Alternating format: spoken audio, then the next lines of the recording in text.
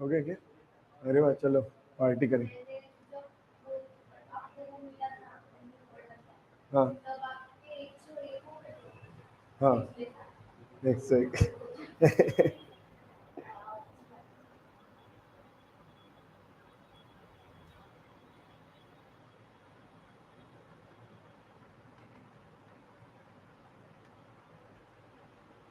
आवाज क्लियर आ रही है?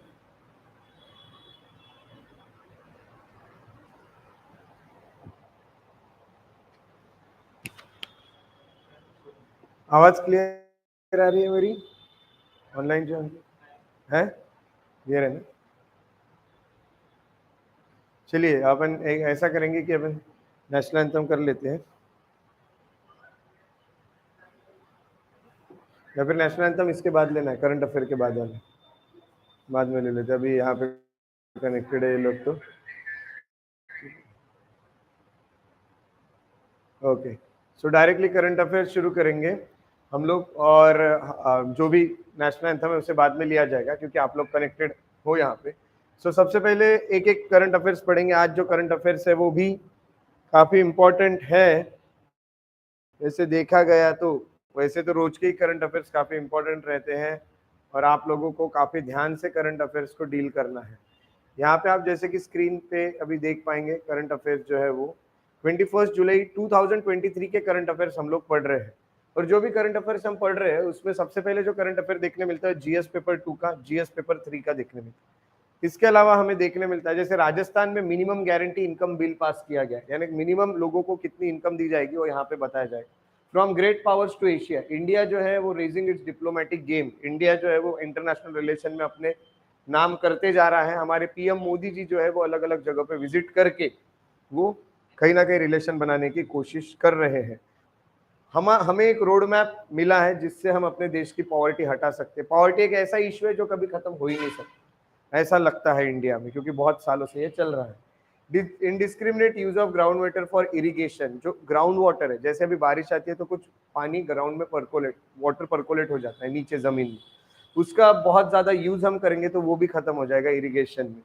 उसके अलावा एक टंकाई मेथड है, वो आप लोगों को फिर आगे देखने मिलेगा। ज़ॉम्बी फायर्स करके एक चीज है, वो न्यूज में रहा है। उसके अलावा सोवरेन ग्रीन बॉन्ड्स हो गए या फिर एडवांस ऑथराइजेशन स्कीम, भूमि सम्मान 2023 award, plant species that can withstand extreme dehydration, Airbus C295 aircraft है जो मैपिंग जो करंट अफेयर्स में रहा है।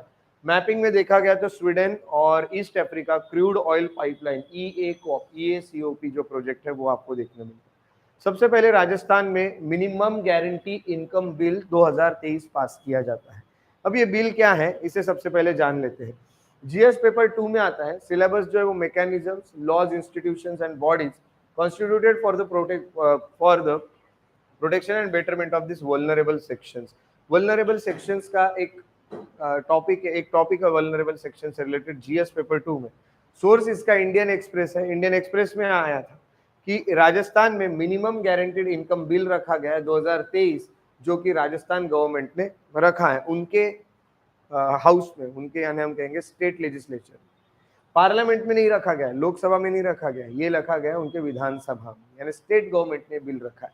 ये बिल है क्या, यहाँ पे अगर देखा गया, in order to provide individual और हाउस होल्ड जितने भी लोग हैं उन सबको मिनिमल एक गारंटीड इनकम दी जाएगी। यानी देखिए कभी कभी लोगों को बहुत कम इनकम देते हैं किसी काम के लिए, इन्होंने बोला है कि हम जो आपको इनकम देंगे वो एक फिक्स इनकम होगी, इससे कम इनकम आपको नहीं दे सकेंगे। इससे ज्यादा आप इनकम मिल सकती है आपको, बट इससे कम इनकम आपको नहीं मिलेगी। ऐसी सब चीजें हैं यहाँ पे। अगर साइलेंट फीचर्स देखे गए मिनिमम गारंटी एक्ट के, तो ईच एडल्ट सिटीजन, जितने भी एडल्ट सिटीजन है, एडल्ट यानी कितने के ऊपर, 18 अबाउ, जो भी लोग 18 से ऊपर हैं, उनको ये बताया गया कि मिनिमम उनका इनकम उनको 125 दिन की दी जाएगी। हर साल मिनिमम उनको 125 दिन की इनकम मिलेगी। यानी ऐसा नहीं है कि वो अनएम्प्लॉयड रहेंगे, उनको कुछ ना कुछ काम रहेगा या फिर कुछ ना कुछ उनको पैसे मिलेंगे, और वो जो पैसे मिलेंगे वो 125 दिन के गारंटीड मिलेंगे। This will provide through 2 schemes, इसके लिए 2 स्कीम है। एक है अर्बन एरिया के लिए, अर्बन एरिया के लिए इंदिरा गांधी शहरी रोजगार गारंटी योजना, एक अर्बन एरिया के लिए शहरी रोजगार गारंटी योजना, सभी को रोजगार मिलेगा, पूरे साल भर में 125 दिन रोजगार मिलेगा ही, ऐसी एक गारंटी स्कीम है राजस्थान की। तो रूरल एरिया में Mahatma Gandhi national rural employment guarantee act, जिसको मनरेगा कहा जाता है, मनरेगा जो है ये एक एक्ट, और अगर ये एक स्कीम, और ऊपर देखा गया है इंदिरा गांधी शहरी रोजगार योजना, ये दो योजना के तहत आपको मिनिमम गारंटी मिलेगी। गारंटीड एम्प्लॉय की अगर बात करें, एम्प्लॉयमेंट की बात करें, तो मिनिमम वेजेस जो है शुड बी पेड वीकली, कम से कम आपको वीकली कुछ वेजेस मिलेंगे। और आपको ये भी बता दूं कि in case not later than fortnight to ensure the rights to employ, यानी हम यही कहेंगे कि आपको वीकली ये दिया जाएगा, उसके यानी हफ्ता खत्म होने के पहले ही आपको ये वेजेस आपके अकाउंट में आ जाएंगे। प्रोग्राम ऑफिसर जैसे बीडीओ, ब्लॉक डेवलपमेंट ऑफिसर जो है रूरल एरिया के, और एग्जीक्यूटिव ऑफिसर जो है of the local body in urban area, chief executive officer CEO कहेंगे और बीडीओ कहेंगे रूरल एरिया, ये लोग काम करेंगे within a radius of 5 kilometre where the job card is registered. जैसा मेरा कोई एरिया है उससे 5 किलोमीटर के जो भी गांव और जो भी आ रहे उसमें मैं काम करूंगा, और वहाँ पे जॉब कार्ड जो होता है वो रजिस्टर किया जाएगा कि सबको कहीं ना कहीं जॉब मिलने वाली है। एप्लीकेंट जो होता है उसको, अगर आप लोगों को काम नहीं मिला तो आपको अनएम्प्लॉयमेंट अलाउंस भी देने वाले हैं। अगर आप अनएम्प्लॉयड हो, आप बेरोजगार हो, तो उसका भी आपको अलाउंस मिलेगा। और ये जो है ये विद इन 15 डेज आपको एप्लीकेशन अगर आप करोगे कि मैं बेरोजगार हूँ, उसके एप्लीकेशन करने के 15 दिन के अंदर आपको पैसे मिलना शुरू हो जाएंगे, बेरोजगार रहने के पैसे, ये भी राजस्थान में मिलेंगे। काफी अच्छी चीजें देखने मिल रही है। एक सोशल सिक्योरिटी पेंशन भी मिलेगी आपको, यहाँ पेंशन दी जाएगी। तो गवर्नमेंट जो होती है, state government will provide the eligible categories, जैसे जो एजेड लोग हैं, या फिर हम कहेंगे कि जो डिसेबल्ड है, या जो लोग विडोज है ना, या फिर हम कहेंगे कि सिंगल वुमेन है, इन लोगों को मिनिमम पेंशन 1000 रुपए की मिलने ही वाली है। ये धीरे धीरे हर साल 15% से बढ़ाई जाएगी, 1000 रुपए महीना मिलेगा। 1000 रुपए महीना 15% से बढ़ता जाएगा, 1000 का 15% 150 रुपए, है ना। फिर 1150 हो जाएगी, फिर 1150 का 15% अगले साल बढ़ेगा, ऐसा बढ़ते बढ़ते आपको वहाँ कुछ हो ना हो 1000 रुपए तो मिल रहे हैं, चलो ये अच्छी बात है। कुछ मिले ना मिले, 1000 रुपए में होता कुछ नहीं है, बट एक सहारा, कुछ ना मिलने से अच्छा, अपने को तो कुछ भी नहीं मिल रहा है, उससे अच्छा 1000 रुपए तो उनको मिल रहे हैं। ये बिल अगर पास हो गया तो बिल में बहुत सारे many first in the country, bill contains many, जैसे for example guaranteeing minimum employment, ये पहली बार देश में हुआ है कि 125 दिन का आपको रोजगार मिलेगा ही, ये गवर्नमेंट गारंटी ले रही है। नहीं मिला तो आपको उसकी वो अनएम्प्लॉयमेंट की पैसे भी देंगी। ये पहली बार हो रहा है कि pension by law distinguishes it from cash transfer schemes. और ये भी है कि जो बिल है is a part of bouquet of schemes measures and undertaken by Rajasthan government to combat inflation with an eye on the polls later this year। तो यहाँ पे यही देखने मिल रहा है कि इन्फ्लेशन भी कहीं ना कहीं कम करने की उनकी बहुत सारी कोशिश है। इतना ही नहीं तो उन्होंने ये भी बोला है कि 1000 रुपए फिक्स नहीं रखेंगे, क्योंकि हर साल वैसे भी महंगाई तो बढ़ती है, तो आपको भी हर साल 15% हम बढ़ा के देंगे, आपकी जो भी पेंशन है वो। ऐसी चीजें राजस्थान में होने वाली है। चैलेंजेस क्या है? सबसे पहले आइडेंटिफिकेशन ऑफ एलिजिबल बेनिफिशियरीज। अब क्या होता है, कभी कभी कोई लोग एलिजिबल भी नहीं होते इस पेंशन के लिए और वो अप्लाई करते हैं फेक डॉक्यूमेंट बना के, ये हो सकता है, ये गड़बड़ हो सकती है। इसके लिए आपको काम करना होगा। फाइनेंशियल बर्डन गवर्नमेंट पे बनने वाला है, क्योंकि गवर्नमेंट का एक साल में 2500 करोड़ खर्चा होने वाला है। इतने लोगों को देने के गवर्नमेंट, तो 2500 करोड़ पर ईयर गवर्नमेंट को खर्च करने वाला करना पड़ सकता है, ये यहाँ पे होता है। ठीक है, तो अच्छी है बहुत ये स्कीम, वल्नरेबल सेक्शंस के लिए हेल्प करेगी।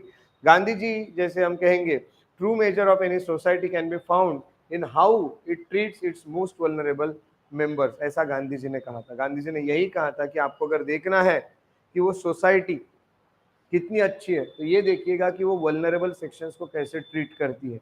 वल्नरेबल सेक्शन में वुमेन, या फिर हम कहेंगे कि SC STs, ये सब इसमें आते हैं। तो ये सब सेक्शंस के साथ सोसाइटी कैसे बिहेव करती है, उससे पता चलता है कि सोसाइटी कैसी, ये महात्मा गांधी ने कहा और हम इस पे वर्क करने की कोशिश कर रहे हैं। तो बहुत अच्छी चीज़ें हैं। India tries with income support, यहाँ पे आपको ये टेबल देखने मिलेगा। यहाँ पे अगर देखा गया तो UBI अक्रॉस द वर्ल्ड, देखिए फिनलैंड, देखिए अलास्का में मिलता है, स्टॉकटन कैलिफोर्निया जो है वहाँ पे अबाउट 100 पार्टिसिपेंट्स जो है receiving $500 a month for about 18 months. Finland to pay 2000 jobless people assistance of pound 560 pound month उन्होंने भी रोक बंद कर दी है स्कीम। तो बहुत सारे लोगों ने बंद की है स्कीम, पर हमने उसे शुरू करने की हम कोशिश कर रहे हैं। तो ये बहुत अच्छी बात है कि हम शुरू कर रहे हैं। अब है from great power to Asia, ठीक है। India is raising is diplomatic game. International relation का है, जीएस पेपर 2 है। हुआ क्या है, इंडियन एक्सप्रेस में आया था, जो पीएम मोदी है, पीएम मोदी ने रास्ते में आते आते बहुत बड़ा डिसीजन लिया था कि मैं कैरो में रुकूंगा। वो कैरो में रुके। कैरो जो है इजिप्ट में। PM's decision to stop in Cairo on his way back from Washington and Abu Dhabi. जब वो वॉशिंगटन से आ रहे थे और अबू धाबी से आ रहे थे इंडिया की ओर, तो उन्होंने निर्णय लिया अचानक से कि मैं इजिप्ट में भी रुकूंगा, और वो इजिप्ट में रुके। इजिप्ट में रुकने के बाद as a come home from Paris suggest India is looking for greater engagement in Africa, Asia and waters Indo Pacific that connects them. अगर हम यहाँ पे इजिप्ट की बात करें तो this is Egypt. Egypt Africa में आता है। मोदी जी जो थे, मोदी जी यहाँ पे थे। मोदी जी जब इंडिया की ओर आ रहे थे तो मोदी जी ने डिसीजन लिया कि मैं इजिप्ट में एक स्टॉप लूंगा, और मोदी जी इजिप्ट में रुकते हैं। इजिप्ट में रुकने के बाद मोदी जी ने यहाँ पे बहुत बताया कि हम इंडिया जो है वो अफ्रीका में भी काफी सारी इन्वेस्टमेंट करना चाहती है, अफ्रीका के साथ भी काफी सारी पॉलिसीज बनाना चाहती है। इसी तरह की अगर देखी गई तो इंडिया के जो एक्सटर्नल मिनिस्टर है currently engaging in Jakarta and Bangkok with Association of South East Asian nation, ASEAN जिसे कहा जाता है। +1 मीटिंग चली है, एशियन +1, उसमें एक और ऐड होंगे। तो एक और देश है, ईस्ट एशिया समिट चला है, एशियन रीजनल फोरम है, काफी सारी चीजों में वर्क किया जा रहा है। बिम्स्टेक है, बिम्स्टेक यानी bay of Bengal initiative for multi sectoral technical and cooperation. ये बिम्स्टेक, ये बे ऑफ बंगाल से जुड़े हुए जो लोग हैं उनके साथ हम व्यापार करते हैं। ये बे ऑफ बंगाल, ये इंडिया, और ये बाकी लोग जो जुड़े अपने से, ठीक है। तो हम यही कहेंगे ये समुंदर इनके पास भी है जो अपने पास है, म्यांमार, ये सब लोगों के पास। एंगेजमेंट में इंडिया क्या करना चाहता है, India's neighbourhood figured prominently. For example India के जो पीएम है और फ्रेंच पीएम जो है, उन्होंने एक इशू किया डिक्लेरेशन जिसमें इंडो पैसिफिक रोड मैप बनाया जाता है। इंडो पैसिफिक यानी इंडिया यानी Indian ocean and Pacific ocean, इनके साथ इनको जोड़ने की कोशिश है हमारी। फ्रांस के पास भी आते हैं, ये देखने मिलता है, ठीक है। तो इस तरह के अलग अलग चीजें मोदी जी करना चाह रहे हैं। मोदी जी चाह रहे हैं कि अफ्रीका हो, इंडियन ओशन रीजन हो, साउथ एशिया हो या साउथ ईस्ट एशिया या पैसिफिक हो, यहाँ पे हम लोग कुछ ना कुछ कनेक्ट करें अपने आप को। जॉइंट स्टेटमेंट इशू किया इंडिया के पीएम ने, यूएस के प्रेसिडेंट ने, थ्रू द क्वाड। अब यहाँ से ये भी बता दूं कि to boost cooperation in bilateral, plurilateral and multilateral arrangement. Bilateral यानी दो लोगों के बीच में जो साइन होता है वो एग्रीमेंट, प्लूरिलैटरल यानी जो बहुत दो से ज्यादा लोगों के बीच में साइन होता है वो, और मल्टीलैटरल यानी काफी सारे लोग आते हैं। अब यहाँ पे यही हम कहेंगे कि इस तरह के कुछ एग्रीमेंट है जिसमें हम काफी सारा वर्क करने वाले हैं। Why are this engagements not business as usual in Indian diplomacy. But ये जो इंडिया कर रहा है यहाँ इन जगहों पे जो इन्वेस्ट कर रहा है, ये बिजनेस नहीं है। अब इसको बिजनेस क्यों नहीं कहा जा रहा है, तो इंडिया के जो रिलेशन है with its Asian neighbourhood independence के बाद से, है ना, were treated as separate from Delhi engagement with the great powers. तो हम यही देख रहे हैं कि इंडिया के जो रिलेशन एशियन नेबरहुड से, यानी इंडिया और एशिया के बीच में जो रिलेशन है, जब से हमें आज़ादी मिली है तब से उसको सेपरेट रखा जाता है from Delhi's engagement with great powers, और दिल्ली के अलग से होते हैं रिलेशन, ऐसा भी होता है। दिल्ली में जो समिट चलते हैं और इंडिया जो है, ये दोनों को अलग नजरिए से देखा जाता है। आखिर दिल्ली जो है ये भी काफी इंपॉर्टेंट एक जगह रही, यहाँ काफी सारे लोगों ने आके रूल भी किया। It was based on the proposition that India must keep the major power out of the region to create an area of peace in Asia, है ना। हाउएवर, अब देखिए ऐसा कहा जाता है कि इंडिया जो है उन्होंने बड़े बड़े पावर्स को दूर रखना चाहिए। हमारे रिलेशन बड़े बड़े पावर्स के साथ है। हमारे रिलेशन किसके साथ है जानते हैं, यूएस के साथ भी बहुत अच्छे हैं। हमारे रिलेशन रशिया के साथ भी बहुत अच्छे हैं। यहाँ पे यूएसए आता है, यहाँ पे रशिया आता है, ये इंडिया है। हमारे पावर्स, हमारे रिलेशन इन सबके साथ अच्छे हैं। बट कहा यह जाता है कि इंडिया ने इन लोगों को एशिया से थोड़ा दूर रखना चाहिए, क्योंकि ये लोग शांति वाले लोग नहीं है, ये लोग कभी भी वॉर करते हैं। इसलिए फिर इंडिया ये चाहता है कि हम ये एरिया से बाहर रखें इनको। तो फिर इंडिया इनके साथ डील करते हो। दिल्ली जो है, Delhi neither had the power to stop the great power from coming into the region, फिर उनको दिल्ली में हम बुला लेते हैं। तो हम इंडिया को अलग देखते हैं और दिल्ली को अलग देखते हैं। हम ये कहते हैं कि इंडिया में नहीं आए, दिल्ली में आके वो चले जाएंगे। ये मत सोचो कि इंडिया रिलेशन बना रहा है, ये रिलेशन दिल्ली का है। ऐसा हमने एक रीजन सेट करके रखा, आएंगे एशिया में बट उनको सीमित रखेंगे हम दिल्ली तक। दिल्ली में ही उनको फिर मीटिंग्स और समिट चलते हैं। Delhi neither had power to stop ना prevent is Asian neighbour from aligning with outside world. Main criterion जो है for membership that is non alignment movement. जब वर्ल्ड दो हिस्सों में बढ़ गया था वर्ल्ड वॉर के बाद, शीत युद्ध जिसे कोल्ड वॉर कहते हैं, जब कोल्ड वॉर चला तो रशिया और यूएसए इन दोनों ने वर्ल्ड को बांट दिया था, वर्ल्ड बाइपोलर बन गया था, दो हिस्सों में बढ़ गया था। सबको ऑप्शन दिए जा रहे थे, उनको ज्वाइन करो या हमको ज्वाइन करो, जंग इन दोनों के बीच में थी, यूएसए और यूएसएसआर के बीच में। हमने डिसीजन लिया कि ना हम आपको ज्वाइन करेंगे ना आपको ज्वाइन करेंगे, हम न्यूट्रल रहेंगे, हम दोनों के साथ या दोनों के साथ नहीं भी है, और अपने साथ बाकी लोग भी आए फिर कि हम भी किसी के साथ नहीं है वाले। वो ग्रुप बनता है नॉन अलाइन, जो इधर भी नहीं है उधर भी नहीं है।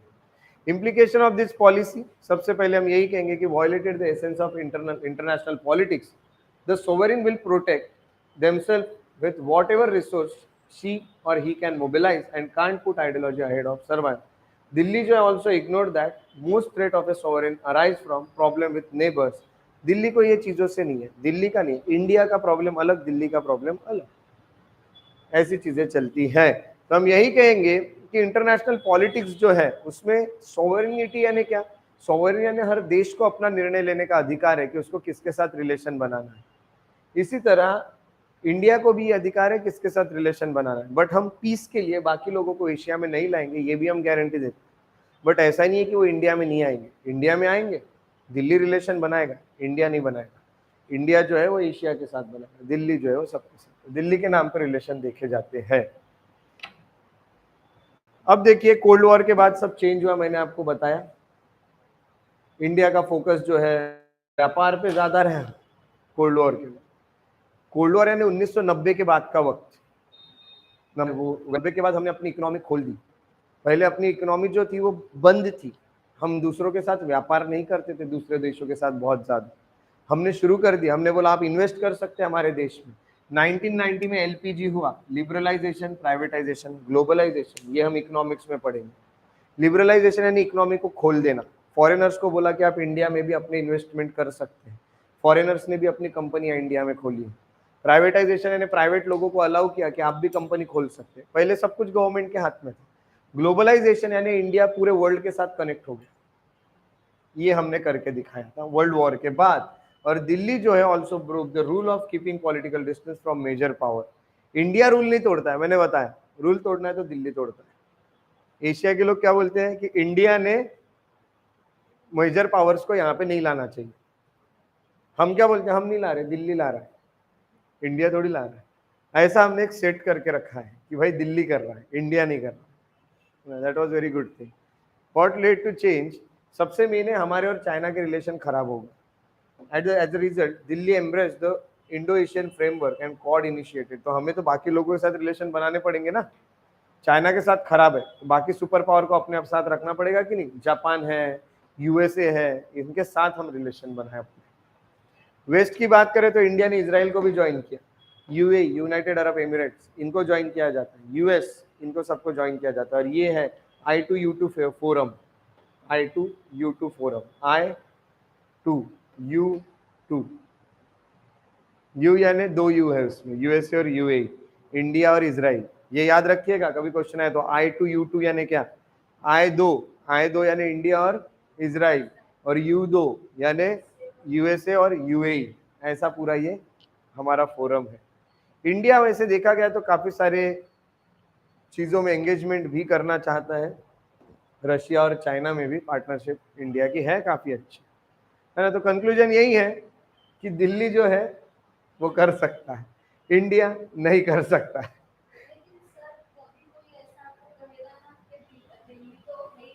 हाँ वो लगा तो भी अपन उतना टेंशन नहीं लेंगे, क्योंकि अपना क्या है कि एशिया में अपन भी एक बहुत बड़ा पावर है, बाकी गरीब है काफी सारे, बड़े बड़े लोग बैठे इंडिया, चाइना, जापान मेन लोग, और कोरिया वोरिया, बाकी पूरे गरीब है बेचारे, अपने से ज्यादा कुछ बोल नहीं सकते, अपन उनको बढ़ा दे रहे। बोले यूएसए आया था, आया तो कहाँ आया, दिल्ली में आया, हमारे इंडिया में थोड़ी आया। ऐसा ही किया है वो खेल, जानबूझ के ऐसा खेल रचा गया है कि समझे ही ना लोगों को। जैसे जैसे मैंने बोला, मेरा दोस्त आया नागपुर में। नागपुर में कहाँ आया? मेरे घर पे आया हूँ। आपने बोला था नागपुर में नहीं आना चाहिए, मैंने नागपुर में थोड़ी लाया, मैंने डायरेक्ट मेरे घर पे लाया उसको एयरपोर्ट से।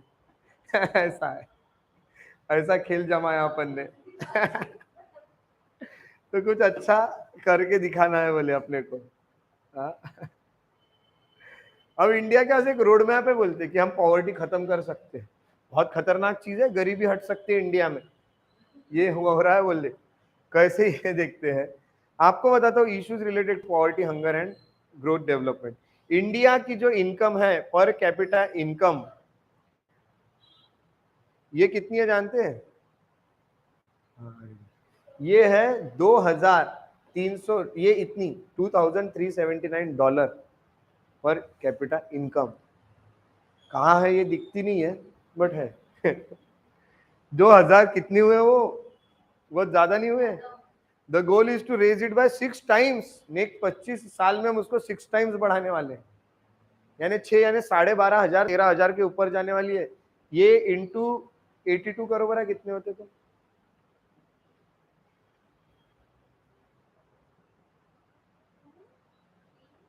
2379 इंटू 82 करो तो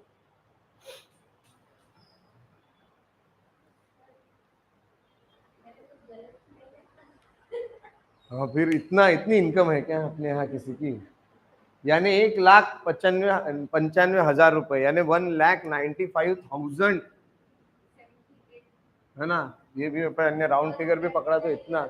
हाँ, एक साल में एक इंडिया का व्यक्ति, हर व्यक्ति की इतनी इनकम है क्या? हाँ, फिर लोग रास्ते पे कैसे हैं? क्योंकि इसमें से आधे से ज्यादा इनकम तो उन लोगों की है जो करोड़पति। सबका एवरेज निकलता है ना, जितने भी लोगों की अर्निंग है सबको प्लस करके डिवाइड बाय पॉपुलेशन करते हैं। अंबानी की इतनी है, टाटा की इतनी है, बिरला की इतनी है, या फिर हम कहेंगे कि बाकी अडानी अडानी की इतनी है कि अपन उसमें मैनेज हो जाते हैं। वो ही इतने निकाल लेते हैं। तो इतनी है बोले, इसको 6 टाइम्स बढ़ाने वाले बोले हम लोग। कितने टाइम में? अगले 25 साल में। करंट अचीवमेंट, पॉवर्टी कितना कम किया इंडिया ने, ये तो आपको मैं कल 2-3 बार आपके करंट अफेयर्स में आ ही गया, पॉवर्टी वाला। हर बार पॉवर्टी पॉवर्टी। इकोनॉमिक्स में हम पॉवर्टी पे ज्यादा फोकस रहेंगे इस बार, क्योंकि इस पे क्वेश्चन आने के चांस ज्यादा है। 415 मिलियन पुअर पीपल पॉवर्टी से बाहर निकल गए बोले, यानी 645, फ्रॉम 645 टू 230 मिलियन पे हम आ गए हैं। सोचो, इतने लोग गरीबी की रेखा से बाहर हो चुके हैं। India is registered decline. अगर पॉवर्टी की देखी गई तो पहले गरीब जो थे वो 24.85% थे, आज 14.96% है। कल भी मैंने आपके साथ डिस्कस किया था, यानी अपना जो है ना national multi dimensional poverty index, MPI, उसमें कल बताया था गांव में कितने निकले, शहरों में कितने निकले, ये सब बताया था। ग्लोबल फ्रंट में देखा गया तो रशिया यूक्रेन कॉन्फ्लिक्ट जो है, overall climate for peace which is necessary for growth has deteriorated after the conflict. इन लोगों को नोबेल पीस प्राइज मिला है। सच में मिला है, वॉर लड़ने के लिए। पता है क्या आपको? बताऊंगा मैं आपको। नोबेल पीस प्राइज लिया इन्होंने, पीस, शांति इन्होंने रखी है। Supply disruption of critical imports like oil जो है ये सब। और इंडिया एटीट्यूड जो है कुछ कंट्रीज का towards global trade, rich countries जो है, जो पहले ही डेवलपिंग कंट्रीज जो है उनके साथ व्यापार करने के लिए रेडी है, अच्छा मार्केट मिलता है उनको। इसीलिए डोमेस्टिक लेवल की बात करें तो इन पास्ट 75 ईयर्स इंडिया ने बहुत अच्छी इकोनॉमी बनाई है। इंडिया जो है ये 5th लार्जेस्ट इकोनॉमी है। It is rank 2022 149 out of 194 per capita terms में। हमारा रैंक 149 है, बहुत अच्छा नहीं है। हम 5th लार्जेस्ट इकोनॉमी होके भी अपना रैंक 194 देश में से 149 है। पर कैपिटा इनकम की बात करें तो फिर भी अपने यहाँ पर कैपिटा इनकम अपन $2,000 बता रहे हैं, $2,300 बता रहे हैं, तब जाके हम 149 रैंक पे है। अगर हम इसको जितना 6 गुना बढ़ाए तो हो सकता है अपन टॉप 100 में आ जाए। टॉप के देश की पर कैपिटा इनकम देखोगे तो आप बोलोगे वाह क्या बात है। पर कैपिटा इनकम वाइज आपको देश बताता हूँ, आपको क्या लगता है कौन सा होना चाहिए पहला? कौन सा?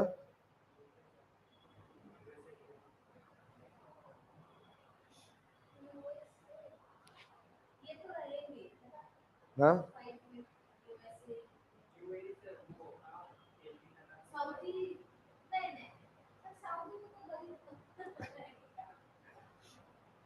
देखो इनकम लग्जमबर्ग वगैरह,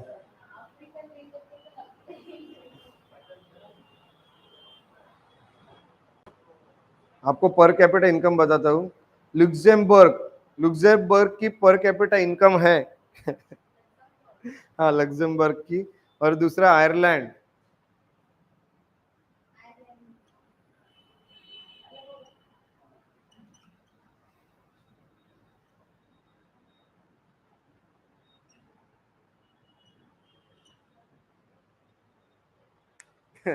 पर कैपिटा इनकम $132,370, यानी $1,32,370 एक व्यक्ति कमाता है एक साल में ये देश में। ये है पर कैपिटा इनकम। इतना ही नहीं, आपको बताता हूं आयरलैंड की पर कैपिटा इनकम $1,14,580। एक इंसान इतना कमाता है। इंटू रुपीज अगर निकालोगे तो करोड़ों में है, करोड़ों में, बहुत करोड़ कमाता है वो साल के, हर व्यक्ति, किसी को कोई टेंशन ही नहीं हुआ। अपनी 2,000 है, उनकी 1,32,000 है। अब अपन कहाँ है बताओ, हम 149 रैंक पे तो आएंगे ही ना ऐसा हाल है अपना। आपको बताता हूँ एक्सपोर्ट जो है सेवरल कंट्रीज जैसे साउथ कोरिया, चाइना, ये सब जो लोग हैं etcetera achieved high growth over several decades focusing on export. ये सब चीजें हैं, नई नई टेक्नोलॉजीज है इंडिया में, नई नई टेक्नोलॉजीज है। एआई आया है, आर्टिफिशियल इंटेलिजेंस। आजकल एआई के चलते तो ऐसे बोलने वाले भी निकले, एक आध कोई व्यक्ति का फेस है वो मस्त बोलता है, ऐसे भी वीडियोस बन रहे हैं आजकल एआई वाले। हाँ हाँ, एआई के कारण, एआई बहुत डेंजरस, मिसयूज होगा उसका, ऐसा है। तो हम यही कहेंगे कि इंडिया को कुछ करना पड़ेगा कि अपनी इनकम बढ़ाए। जैसे मैंने आपको बताया कि पर कैपिटा इनकम अपन बढ़ाने वाले हैं by almost 6 times over next 25 years. हम अपने एजुकेशनल सिस्टम्स को भी अच्छा करना चाह रहे हैं, लोग बच्चों को हम स्किल्स दे रहे हैं, ऐसा यहाँ पे देखने मिल रहा है, ताकि हमारे स्किल्स अगर बच्चों को मिल गई तो कुछ ना कुछ इकोनॉमी को फायदा करा के देंगे और हमारी इकोनॉमी अच्छी हो जाएगी। ठीक है, ये है। उसके बाद आई थिंक आखिरी करंट अफेयर जो है आपका वो यहाँ पे अपन पढ़ेंगे। लास्ट करंट अफेयर जो है इसमें आपको देखने मिलता है डाउन टू अर्थ से, checking indiscriminate use of ground water for irrigation. Ground water क्या होता है? जब बारिश गिरती है तो पानी जमा होता है जमीन के अंदर, ये जो पानी होता है इसे ग्राउंड वाटर कहा जाता है। तो अर्जेंटली हम ये देख रहे हैं कि हम वहां से पानी निकाले जा रहे हैं। आप वहां पे पाइपलाइन डालेंगे, जो भी डालेंगे, पंप लगाएंगे और अंदर से पानी खींच के निकालेंगे इरिगेशन के लिए। जैसा अपन ने बोर किया, बोर में गड्ढा खोदते हैं ना अंदर तक, जब तक पानी नहीं लगता। वो पानी कहाँ से लगता है? क्योंकि पानी जो है जमीन में जमा होता रहता है ना, तो वो तो ग्राउंड वाटर जो है सिचुएशन इंडिया में कैसी है आपको बताता हूँ। देखो बहुत अच्छी चीज है, इंडिया जो है has 18% of the world population, ये हमें पता है, but it has only 4% of world water resources. हमारे यहाँ 18% पॉपुलेशन रहती है पूरे वर्ल्ड में, जितनी है उतने, और जितने वाटर रिसोर्सेस है उसमें से 4% ही पानी इंडिया में है। Average annual water availability India में देखी तो हमें 81869 देखने मिलता है। अब ये बीसीएम क्या आता है? BCM billion cubic metre, billion cubic metres में आता है, इतना बिलियन क्यूबिक मीटर है। बट एवरेज एनुअल पोटेंशियल जो है वो हमारा देखिए इतना है। सरफेस वाटर अगर देखा गया जमीन के ऊपर हमारे पास 690 बीसीएम है, तो ग्राउंड वाटर हमारे पास 433 बीसीएम, ऐसा है। तो हमारे सरफेस पे जो पानी है वो ज्यादा है जरूर, और ग्राउंड के नीचे कम है, फिर भी हम नीचे से भी पानी खींच के निकाल रहे हैं। पानी की देखिए अवेलेबिलिटी कैसे कम होते जा रहे हैं। एनुअल पर कैपिटा अवेलेबिलिटी ऑफ वाटर 1947 में 6042, 1816, 1545, 1340, 2025 तक हमारे पास 1140 ही बचेगा। हमारे पास पानी कम कम होते जा रहा है, हमें इसका ध्यान रखना पड़ेगा। 1 क्यूबिक मीटर यानी 1000 लीटर, 1000 लीटर यानी 1 क्यूबिक मीटर, ये इंटू 1000 कर लो, इतना हमारे पास पानी है। ठीक है, इतना लीटर हमारे पास पानी है। अब देखते हैं क्या होता है क्या नहीं। और देखा गया तो इंडिया जो है लार्जेस्ट यूजर है ग्राउंड वाटर का, सबसे ज्यादा पानी हम यूज करते हैं ग्राउंड वाटर अंदर से। अपने एक्सट्रैक्ट बहुत किया जाता है ना, extracting more than United states और चाइना, इन दोनों मिलके जितना पानी निकाल रहे हैं ना पानी जमीन में से, उन दोनों का मिलके जितना पानी निकाला जा रहा है उतने से ज्यादा अपन अकेले ही निकाल रहे हैं पानी ग्राउंड के अंदर से खींच खींच इरिगेशन के लिए। आप देखोगे कितने जगह बोरिंग होती है, बोरिंग किया जाता है ना। डोमेस्टिक और इंडस्ट्रियल और एग्रीकल्चर डिमांड बहुत ज्यादा है, इस कारण प्रॉब्लम है। India dangerously falling under category of water scarce country धीरे धीरे जाते जा रहा है।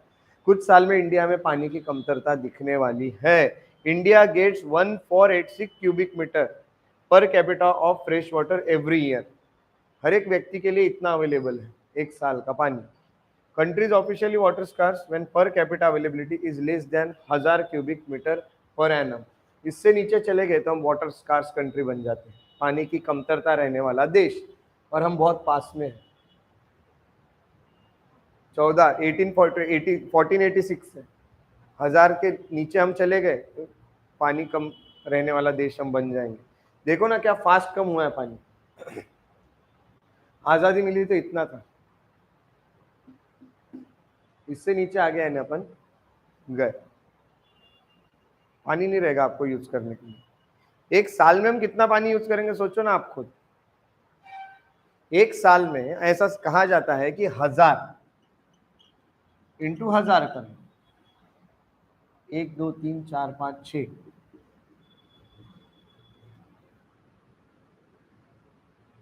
कहाँ पे आएंगे, ऐसा हो गया ना 10 लाख लीटर। बहुत पानी अपने को एक एक दिन का कितना लगता है गिनोगे तो पता चलेगा। पीते हैं तो 4 लीटर होंगे, 3 से 4 लीटर पीते हैं अपन। खाना बनाने में 5 लीटर जाता होगा, 5 10 लीटर एक का हो गया। वैसा ही नहाने में 50 लीटर पानी जाता होगा, आराम से जाता होगा। 50 बॉटल तो रह नहाते होंगे ना अपन, जाता ही है। और लगता है कूलर में पानी जाता है, नहाने में जाता है। यानी आप सोचो कि 50 लीटर नहाने का पकड़ो, खाने वाने एक व्यक्ति को एक दिन का हो सकता है 100 लीटर पानी लग सकता है। 50 लीटर तो 50 तो कम हो, 50 100, जो लोग 2 टाइम नहाते हैं, बाकी धोने होने वाला अपने यहाँ टिश्यू पेपर का यूज वाला काम तो है नहीं, अपन पूरे स्वच्छता के साथ धोते हैं, फिर हाथ भी बहुत अच्छे से धोते हैं, उसमें जाता होगा 5 लीटर पानी खाना खाने के पहले 3 बार खाना खाया, 10 बार खाना खाया, 10 बार हाथ धोए। यानी एक व्यक्ति अगर 70-80 लीटर भी पानी यूज करता होगा एक दिन में, 80 लीटर एक दिन का, यानी एक साल का, एक महीने का कितना हो गया इंटू 30 ही कर, कितना हो गया 2400 लीटर। 2500 लीटर तो एक दिन में अपन यूज करते हैं पानी। और ये तो अपन एक एवरेज पकड़ रहे हैं कम से कम। इंडस्ट्रीज का काम ही छोड़ दो, इंडस्ट्री में कितना लगता है, रेलवे में कितना लगता है, वो सब कहा गया। ये तो अपना एक पर्सनल यूज बोल रहा हूँ, इंडस्ट्री का ये सब छोड़ी तो अपना इतना है 2,500-3,000 हजार अपने को एक व्यक्ति को एक महीने का पानी लगता है। अपन गिनते नहीं इसलिए पता नहीं चलता, इतना पानी लगता है रोज का। फिर होली आई तो और लो, फिर तो एक ही दिन में अपन ले लेते होंगे एक व्यक्ति 300-400 लीटर पानी दे दिए पूरे, ऐसा हाल है। तो पानी का यूज बहुत खतरनाक है। मैं ये नहीं बोल रहा कि पानी जो है वो रिसाइकल नहीं होता, होता है। पानी कभी अर्थ के ऊपर का कम नहीं होगा, जितना जाएगा उतना आएगा, बट टाइम लगता है। इतने जल्दी थोड़ी रिसाइकल होता है, इसके अंदर जाएगा, इवापोरेशन होगा क्या, रोज थोड़ी बारिश आती है। बारिश आती तभी तो अपना ये सब रिफिल होता है ना पानी, बाकी कहाँ से रिफिल करोगे आप। तो बारिश होती है तब तक आप रिसाइकलिंग के लिए रुकते हो। और interplay between ground water stress and agri, और अपन तो अंदर से खींच के निकाल रहे हैं पानी, और ज्यादा प्रॉब्लम है। और आपको बताता हूँ कि crop implication of changing crop patterns, और आपको देखो इट हैज इंट्रोड्यूस्ड, एक आपको बताता हूँ ट्यूबवेल्स भी अपन ने बनाए। ट्यूबवेल्स तो अंदर डालते हैं पूरा, अंदर से पानी निकालने के लिए ट्यूबवेल्स बने हैं। This has introduced new crops, water guzzlers in non traditional area. Rice को कितना पानी लगता है, मैंने जो बताया वो सिर्फ हमारे यूज का बताया। आपके खेती में कितना यूज होता है ये नहीं बताया, आपके इंडस्ट्री में कितना यूज होता है ये नहीं बताया, ट्रांसपोर्टेशन में कितना यूज होता है ये नहीं बताया, पब्लिक टॉयलेट से लेकर हर चीज में कितना पानी जाता है ये तो अपन ने डिस्कस ही नहीं किया। तो एक व्यक्ति का पकड़ रहे तो फिर 1,00,000, यानी आप सोचो कि 1,000 क्यूबिक मीटर से अगर अपन नीचे गए तो खत्म ही हो गए ना अपन, खत्म, खेल खत्म, पानी नहीं बचेगा। फिर अपन टिश्यू पेपर लेके घूमना आप भी। तो फॉरेनर को अपन बोलते हैं अब 2-2 टाइम नहाना भी बहुत बड़ी बात है देश में, पानी बहुत कम है अभी। इसलिए आमिर खान ने बोला, आमिर खान चलाते हैं ना पानी फाउंडेशन, आमिर खान का है ना एनजीओ पानी फाउंडेशन, पानी फाउंडेशन के लिए बहुत काम करते हैं वो लोग, भयंकर काम। हाँ वैसे ही होता है, हुआ था पिछले बार, अभी और होगा। इसलिए तो वो पानी फाउंडेशन बहुत काम की ये है। उन्होंने बोला भी था कि रोज कभी कभी नहाना भी आपने अवॉइड करना चाहिए, पानी बचाना मेन है। आप फिर बाकी उपाय ढूंढो उस पर क्या करना है, तो ये है। तो ये सब राइस वाइस में बहुत पानी जाता है, क्रॉप्स में बहुत पानी जाता है। It is also increase crops intensity. अगर देखा गया समर सीजन, ड्राई विंटर्स, बहुत प्रॉब्लम है इंडिया में। पैडी है, तो अब क्या कर सकते हैं, पानी को स्टोर करना। पानी आता है बारिश का, बह के निकल जाता है। अभी भी वही देखा होगा रास्ते पे आपने, ये पानी जमा कहाँ हो रहा है, कहीं नहीं, बह गया, खत्म खेल। इसको हमें स्टोर करना जरूरी है। हमें अपने घर पे पानी की टंकियां, घर पे पानी के कुएं, ये भी बनाना जरूरी है। देखो अगर घर पे अपने कुएं रहे, हमारे है नहीं किसी के, मेरे तो नहीं, कि ट्रेडिशनल मेथड अच्छी है कि कुएं बनाओगे, बारिश का पानी कुएं में जम जाता था। कभी कभी पानी की कमी पड़ी तो कुएं में से, बकेट में से लोग निकाल के यूज करते थे। That was a good option to store the water. नहीं कुछ तो लोग पानी की टंकियां बनाते थे बड़ी बड़ी। आजकल सिस्टम ऐसा हो गया है कि घर घर में स्पेस ही नहीं है, इतनी कहाँ से बनाएंगे लोग, ये प्रॉब्लम है। एनर्जी एंड वाटर प्राइसिंग, ठीक है, पैसा ये सब लगने वाला है। जितना ग्राउंड वाटर खत्म खत्म होगा, फिर फार्मर्स क्या करेंगे पता नहीं। फार्मर जो है, बिजली बनाने में कितना पानी जाता है वो तो अपन ने बात ही नहीं की। हाँ ये वाटर का यूज कर रहे, टरबाइन घुमाते हैं ना, कोयला डालते हैं, पानी को उबालते हैं, उबलने के बाद वो हिलता है और उसके कारण टरबाइन घूमते हैं।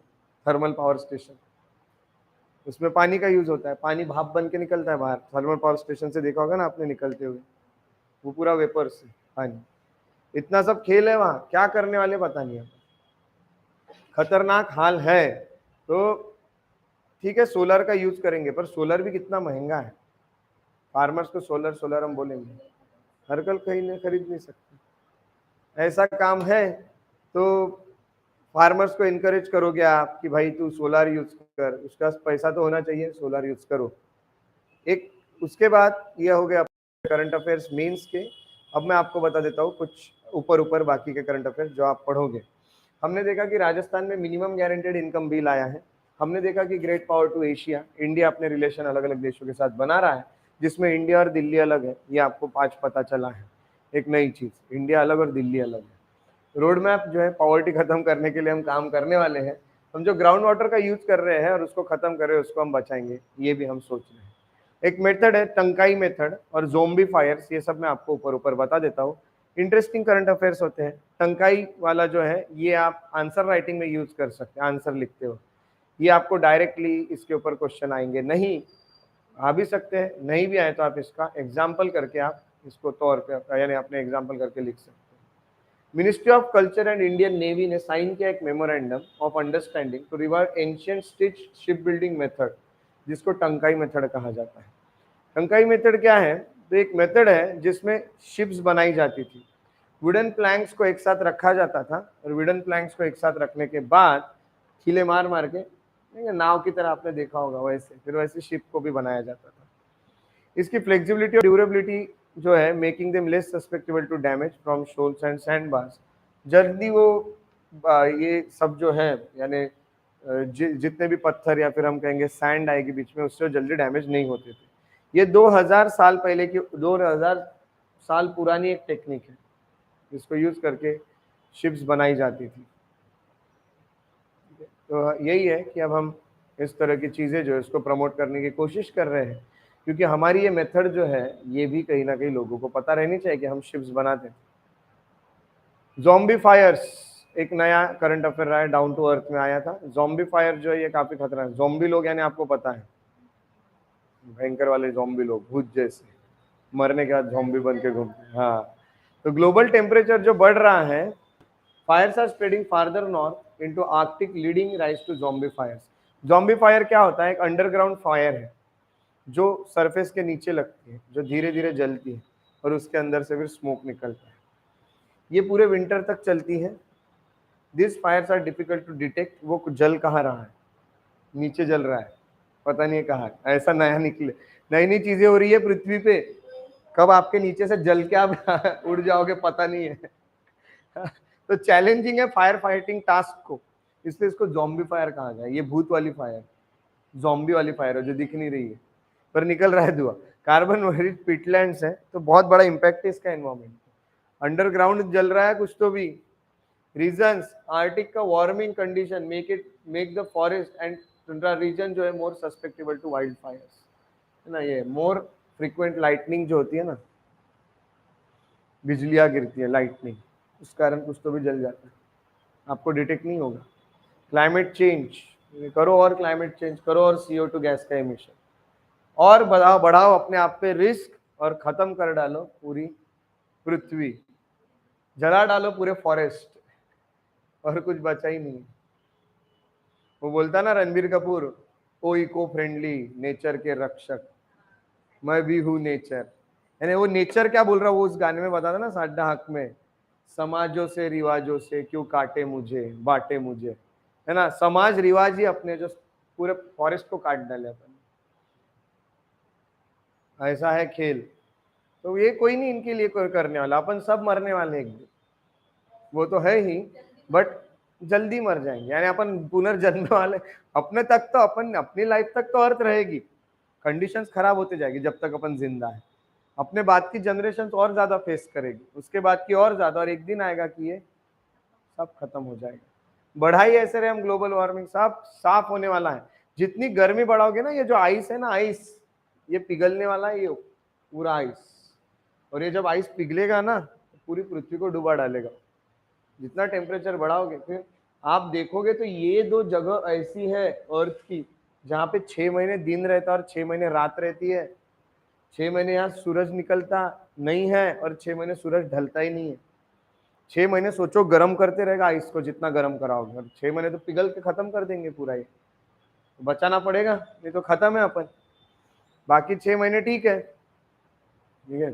तो ये ग्रीन बॉन्ड्स है, गवर्नमेंट ने ग्रीन बॉन्ड्स लाए बजट में, वही है ग्रीन बॉन्ड रिलेटेड। अब ग्रीन आ गया, रिलेटेड तो क्या रहना चाहिए, एनवायरमेंट रहना चाहिए। ये सब आपको देखना है। हाँ हाँ। एक PIB मैंने दिया है, एडवांस ऑथराइजेशन स्कीम है, ये भी आपको थोड़ा सा पढ़ना होगा। भूमि सम्मान अवार्ड्स दिए जाते हैं। भूमि सम्मान अवार्ड जो है ये आप लोगों को मिल सकते हैं क्योंकि ये स्टेट सेक्रेटरी और डिस्ट्रिक्ट कलेक्टर्स को दिए जाते हैं, जो भूमि की रक्षा कर रहे हैं, सम्मान करते हैं लैंड रिकॉर्ड्स के लिए। Plant species that can withstand extreme hydration. Western Ghat में ऐसी प्लांट स्पीसीज मिली है कि जहां पानी ना रहने पे भी वो जिंदा रह सकती है। ये पढ़िएगा। एयरबस C295 एयरक्राफ्ट एक न्यूज में रहा है।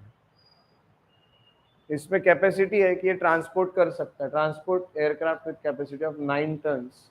71 ट्रूप्स जा सकते हैं, 50 पैराट्रूपर्स जा सकते हैं। इंडियन एयरफोर्स जो है एवरो 748 एक प्लेन है, उसको रिप्लेस करेगा। ये नया फ्लाइट आया इंडिया का C295, अच्छा एयरक्राफ्ट है। स्वीडन न्यूज में रहा है। स्वीडिश एम्बेसी जो है उन्होंने काफी सारी चीजें बताई है कि कोरन बर्निंग इवेंट जो है स्टॉकहोम स्वीडन, जो लॉ होते हैं स्वीडन को प्रोटेक्ट करता है, right to hold public domain demonstration, आप वहाँ पे डेमोन्स्ट्रेशन कर सकते हैं, मोर्चे वोर्चे निकाल सकते हैं। ये सब चीज़ों के चलते डेनमार्क न्यूज़ में रहा है। डेनमार्क जो होता है ये Denmark, Sweden per capita income ज़्यादा रहने वाले देश है, पूरे सब में आगे रहते हैं। East Africa crude oil pipeline है, डीटी, डाउन टू अर्थ, इसमें आया है, रामसर साइट है, ये भी थोड़ा सा इसको मार्क कर लीजिएगा। ये आता है आपका, है ना, टिलेंगा एंड किंगफिशर ऑयल, है ना, युगांडा में आता है, वेस्टर्न युगांडा, युगांडा देश। युगांडा कौन से कॉन्टिनेंट में आता है? अफ्रीका में। ये पूरे गरीब देश है, पूरे खत्म वाले, इधर पूरी लाइन लगी है, कॉन्गो जाम्बिया, जिम्बाब्वे, नामीबिया, पूरे हालत खराब है उनकी। युगांडा, ये और एक एक ये रवांडा बहुत, सुदान बहुत ही हालत खराब है उनकी। यानी वहां आप बोलोगे अच्छा है भैया अपन यहाँ पैदा हुआ, एटलीस्ट यहाँ रहते तो यहाँ तो अपन पूरे गए थे काम से, बीमारी से लेके सब है वहाँ, और कुछ वायरसेस भी बहुत है, ना इलाज है, ना वहाँ पैसे है लोगों के पास, हॉस्पिटल में जाएंगे कुछ नहीं है वहाँ, ये है। हाँ अच्छे हैं, बहुत सारे, हाँ दिमाग कम, ये डेवलप्ड है, और ये इतना बड़ा एक व्यक्ति बैठा हुआ, ये सब अंडर डेवलप है, उसमें ये डेवलप्ड है। साउथ अफ्रीका डेवलप्ड कंट्रीज में आता है, सोचो अफ्रीका का होके दिमाग वाले लोग है उधर। हाँ गांधी जी गए थे वहां, और ऊपर से ब्रिटिश ने रूल करके आया उधर साउथ अफ्रीका पे, इसलिए डेवलप हो गए इसलिए दिमाग दे के आ गए उधर के लोगों को थोड़ा। तो आज के करंट अफेयर्स इस तरह से रहे, अभी मैं पे करंट अफेयर्स को रोकता हूँ। तो हम मिलेंगे राजीव सर, आसाम हिस्ट्री के टॉपिक वाइज क्लास चाहिए सर, प्लीज देना। अच्छा राजीव जी आप आसाम से हैं, okay okay, try. Arya Mishra, Kunal Patle, all right.